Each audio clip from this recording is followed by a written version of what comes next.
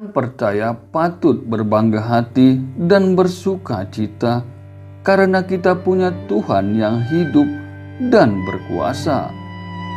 Hari ini kita memperingati kebangkitan Kristus dan kematian. Kristus telah mati karena dosa-dosa kita sesuai dengan kitab suci bahwa Ia telah dikuburkan dan bahwa Ia telah dibangkitkan pada hari yang ketiga, sesuai dengan kitab suci. Kebangkitan Kristus adalah kemenangan iman orang percaya. Ini merupakan penegasan kebenaran ajaran Kristus. Pernyataannya tentang kematian dan kebangkitannya benar-benar telah digenapi. Tak bisa dibayangkan andai saja Kristus tidak dibangkitkan pada hari yang ketiga. Rasul Paulus menyatakan, "Sia-sialah pemberitaan kami dan sia-sialah juga kepercayaan kamu." Tertulis dalam 1 Korintus 15 ayat 14.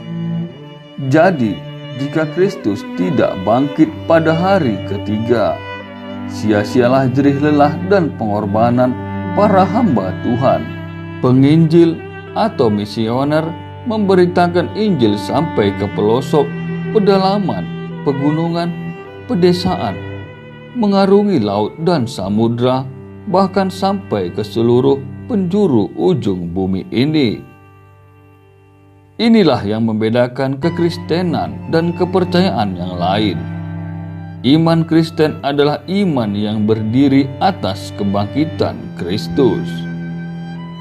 Tanpa kebangkitannya, sia-sialah pemberitaan Injil dan kekristenan tidak akan pernah ada sampai detik hari ini. Andai saja Kristus tidak bangkit, maka binasa juga orang-orang yang mati dalam Kristus. Tertulis dalam 1 Korintus 15 ayat 18. Sehingga setiap orang yang percaya kepada Kristus menjadi orang-orang yang paling malang di dunia. Sebaliknya, karena Kristus telah bangkit, maka kita menjadi orang-orang yang berbahagia dan paling beruntung. Mengapa? Karena kebangkitan Kristus memberikan jaminan kehidupan kekal yang pasti bagi orang percaya. Haleluya! Oleh karena itu, pengharapan hidup kita sebagai pengikut Kristus adalah bergantung mutlak kepada kebangkitan Kristus ini. Hal inilah yang membuat Rasul Paulus tetap memiliki roh yang menyala-nyala dalam memberitakan Injil.